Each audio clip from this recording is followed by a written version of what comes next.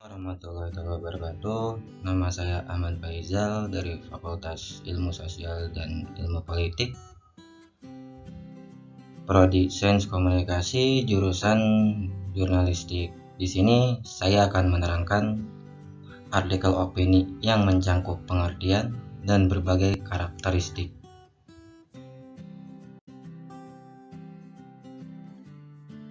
Opini adalah suatu jenis tulisan yang berisi pendapat, gagasan, pikiran terhadap permasalahan yang berkembang di sekitar masyarakat. Sini ada pengertian artikel opini. Artikel adalah suatu tulisan lepas berisi opini seseorang yang dapat mengulik dengan tuntas pada suatu masalah tertentu yang bersifatnya yang aktual atau kontroversial dengan tujuan pemberitahuan yang informatif dan mempengaruhi atau meyakinkan persuasif argumentatif secara halayak membaca rekreatif.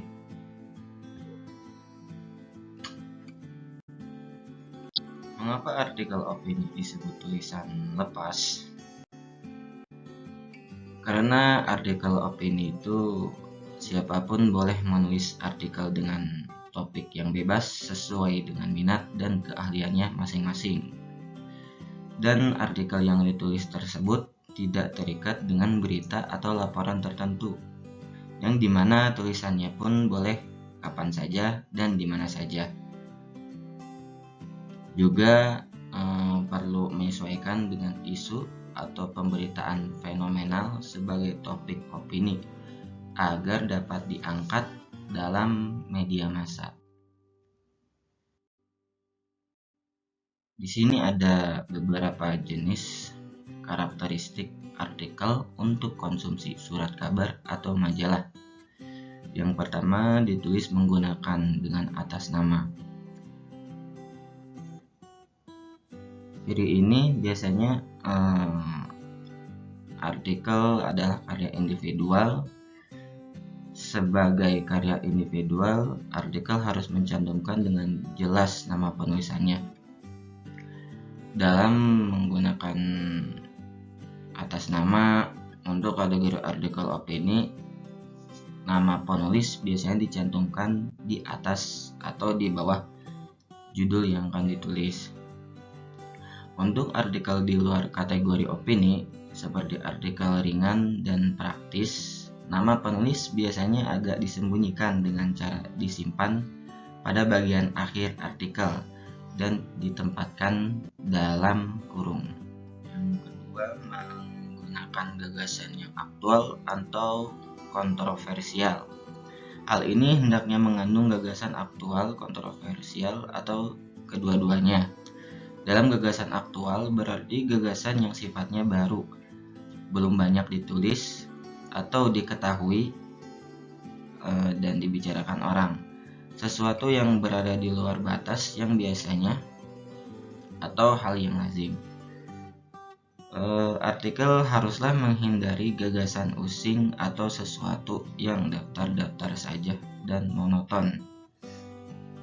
Juga sesuatu yang using, daftar, dan monoton pasti tidak akan laku dijual karena tidak akan diliris secara diperhatikan pembaca. Yang hanya gagasan yang baru, segar, yang diasumsikan memberikan alternatif serta nilai manfaat tinggi bagi masyarakat yang akan diperhatikan, dibicarakan, dan dijadikan suatu rujukan. Yang ketiga, menyangkut kepentingan sebagai besar halayak si pembaca. Pada seorang penulis artikel opini tidak boleh asik sendiri. Artikel yang ditulis harus memberikan lebih banyak manfaatnya bagi kepentingan sebuah mayoritas masyarakat, bukan minoritas. Sesuai dengan pangsa pasar surat kabar atau majalah yang memuat artikel tersebut. Sebagai contoh, artikel opini yang mengupas dampak kenaikan tarif BBM terhadap tingkat pendapatan dan beban hidup masyarakat kelas menengah serta di bawah perkotaan. Artikel seperti itu pasti sangat dibutuhkan dan akan dijadikan suatu sumber rujukan bagi siapapun. Yang keempat, ditulis secara referensial dengan visi. Menulis artikel bukanlah duduk di depan pesawat komputer seraya menatap langit menghitung bintang. Artikel bukanlah karya fiksi seperti halnya cerita pendek. Artikel adalah karya non-fiksi yang bertumbuh pada dunia kognisi. Dalam suatu artikel lahir dari proses kreatif intelektual pada seseorang. Dan sebagai karya intelektual seseorang, artikel apapun yang ditulis haruslah didukung oleh seperangkat bacaan, pengetahuan, dan teori yang relevan. Dalam bacaan pengetahuan dan teori yang relevan bisa didapat dari surat kabar, jurnal, majalah, atau hasil-hasil penelitian disertai buku dan internet. Artikel tanpa referensi sama seperti sayuran tanpa garam. Visi yang digunakan adalah sudut pandang sebagai intelektual atau orang yang terpelajar dengan merujuk pada kekuatan logika dan akal sehat. Artikel yang ditulis secara referensial dengan visi intelektual, karena itu memiliki ciri antara lain logis, sistematis, analisis, akademis, dan etis.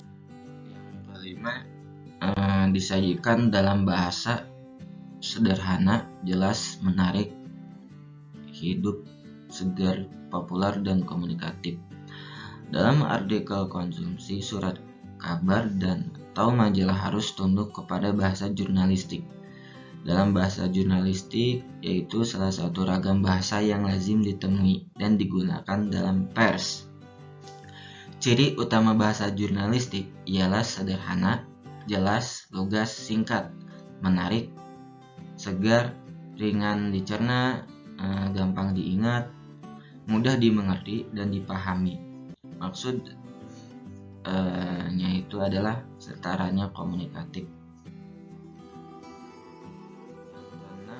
Singkat dan tuntas. Secara filosofis, singkat artinya tidak ribet atau bertele-tele, berputar-putar, tidak mengerjai pembaca, tidak membuang-buang waktu yang sangat berharga bagi siapapun. Jadi singkat itu adalah tulisan secara ringkas langsung pada pokok persoalan. Dalam secara teknis, singkat berarti disesuaikan dengan leveling atau ruang yang tersedia, yang untuk setiap surat kabar relatif berbeda. Tuntas artinya tidak bersambung ke edisi berikutnya. Boleh saja bersambung ke halaman lain, namun masih tetap dalam edisi yang sama. Artikel adalah salah satu dari sekian ratus menu surat kabar, jadi artikel harus tunduk pada hukum-hukum yang ada pada jurnalistik. Kadang ada pengecualian ya, artinya yang sampai dimuat dalam 2-3 edisi secara bersambung, tetapi frekuensi dan presentasinya pun sangat kecil. Maksimalnya hanya 1%. Artinya dari 100 artikel yang dimuat, paling hanya ada beberapa satu artikel yang dimuat bersambung dalam 2-3 edisi berturut-turut. Yang terakhir yaitu orisinalitas.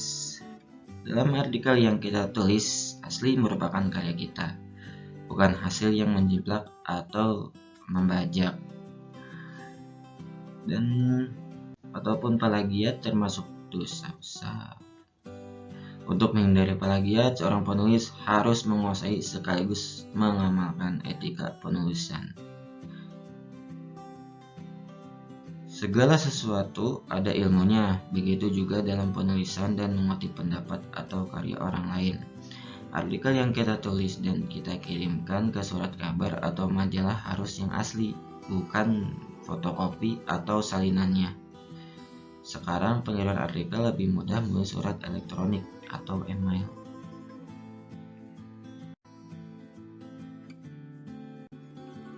Salah satu contoh penulisan artikel opini. Yang bisa saya sampaikan, saya Ahmad Faizal. Terima kasih. Wassalamualaikum warahmatullahi wabarakatuh.